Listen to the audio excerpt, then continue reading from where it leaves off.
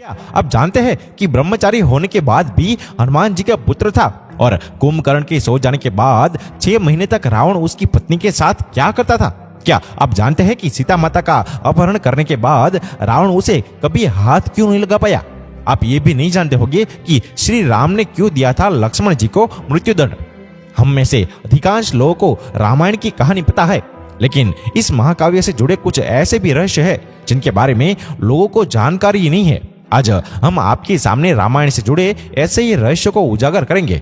Number 1, Ramayan के हर 1000 श्लोक के बाद आने वाले पहले अक्षर से गायत्री मंत्र बनता है। गायत्री मंत्र में 24 अक्षर होते हैं और वाल्मीकि रामायण में 24,000 श्लोक है और रामायण के हर 1000 श्लोक के बाद आने वाला पहला अक्षर से गायत्री मंत्र बनता है। यह मंत्र इस पवित्र महाकाव्य का सार है और गायत्री मंत्र को सर्वप्रथम ऋग्वेद में उल्लेखित किया गया था।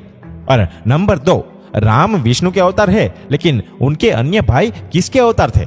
लक्ष्मण को शेषनाग का अवतार माना जाता है, जो क्षीर सागर में भगवान विष्णु का आसन है, जबकि भरत और शत्रुघ्न को क्रमशः भगवान विष्णु द्वारा हाथों में धारण किए गए सुदर्शन चक्र और शंख साल का अवतार माना जाता है।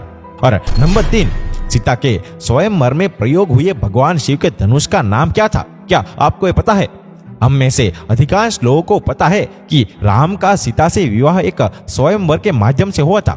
उस स्वयंवर के लिए भगवान शिव के धनुष का इस्तेमाल किया गया था, जिस पर सभी राजकुमारों को प्रत्यंचा चढ़ानी थी। लेकिन बहुत कम लोगों को पता होगा कि भगवान शिव के उस धनुष का नाम पिनाक था।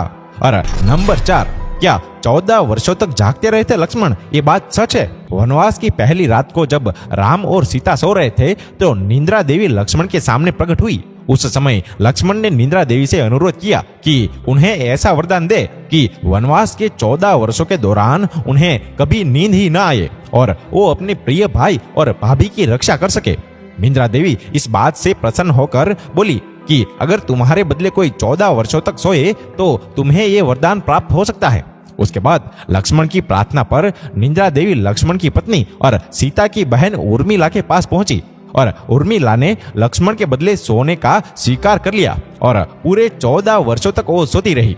और नंबर 5, लक्ष्मण रेखा का वर्णन वाल्मीकि रामायण में नहीं है।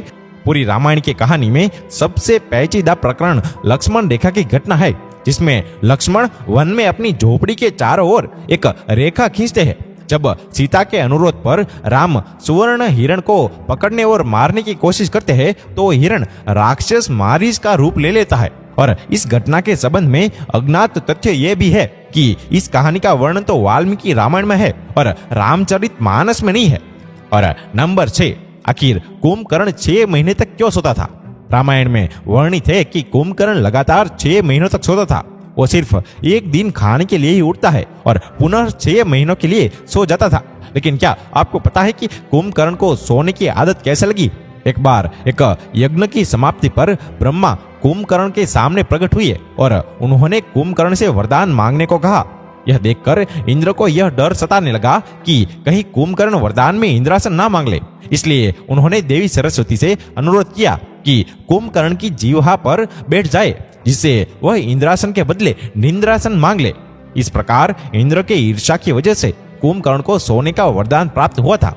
और नंबर 7, आखिर क्यों राम ने लक्ष्मण को मृत्युदंड दिया था?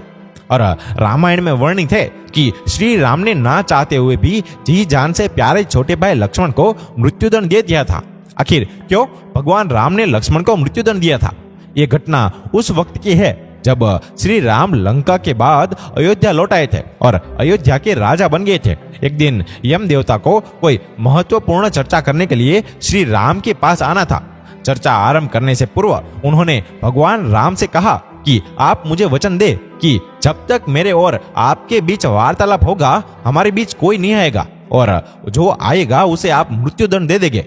इसके बाद राम लक्ष्मण को ये कहते हुए द्वारपाल नियुक्त कर देते हैं कि जब तक उनके और यम की बात हो रही है वो किसी को भी अंदर ना आने दे, अन्यथा वे उसे मृत्युदंड दे देंगे। लक्ष्मण को द्वारपाल बने हुए कुछ ही समय बीतने के बाद वहां पर ऋषि दुर्वासा का आगमन होता है। जब दुर्वासा ने लक्ष्मण से अपने आगमन के बारे में राम को सूचित करने के लिए कहा तो लक्ष्मण ने विनम्रता के साथ मना कर दिया। इस पर दुर्वासा क्रोधित हो गए तथा उन्होंने संपूर्ण अयोध्या को श्राप देने की बात कही। और लक्ष्मण ने शीघ्र ही यह निश्चय कर लिया कि उनको स्वयं का बलिदान देना ही होगा ताकि वह नगर वासियों को ऋषि के श्राप से बचा सके। और उन्होंने भीतर जाकर ऋषि दुर्वासा के आगमन की सूचना श्री राम को दे दी। और तब श्री राम दुविधा में पड़ गए, क्योंकि उन्होंने अपने वचन के अनुसार लक्ष्मण को मृत्युदंड देना था। इस दुविधा की स्थिति में श्री राम ने अपने गुरु वशिष्ठ का स्मरण किया और कोई रास्ता दिखाने को कहा। और गुरुदेव ने कहा कि अपने किसी प्रिय वस्तु का त्याग उसके मृत्यु के समान ही है। अंत में तुम अपने वचन का पालन करने के लिए लक्ष्मण का त्याग कर दो। लेकिन जैसे ही लक्ष्मण ने यह सुना तो उन्होंने राम से कहा कि आप भूलकर भी मेरा त्याग नहीं करना। आपसे दूर रहने से तो ये अच्छा है कि मैं अपने वचन का पालन करते हुए ही मृत्यु को गले लगा लूं। ऐसा कहकर लक्ष्मण ने जल समाधि ले ली। और दोस्तों, इसी तरह की इंटरेस्टिंग और इंफॉर्मेटिव वीडियो देखने के लिए हमारे चैनल को आज ही सब्सक्राइब करें और बेल आइकन को दबाना ना भूलें। धन्यवाद।